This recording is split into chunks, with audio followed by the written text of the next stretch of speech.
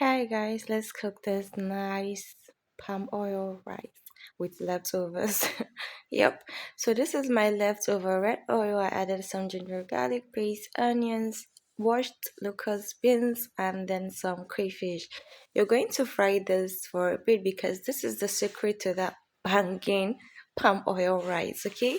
So add in your pepper mix, fry that for another like 2 minutes or three, and then you're going to season that with some salt and seasoning.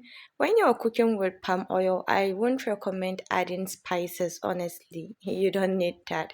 So I added my cooked rice that's already been cooked. I used basmati rice, some of the fish roe leftover filling that I had, some chicken breast and shrimps, because yeah, I'm trying to clear my freezer before Ramadan, as I need to stock up on some few things. So just give everything a good mix and add a little bit of water just so everything can infuse, and yeah, cover that and let it simmer until it is all done, and then go in with your spring onions. Yep. It's in season and very cheap now.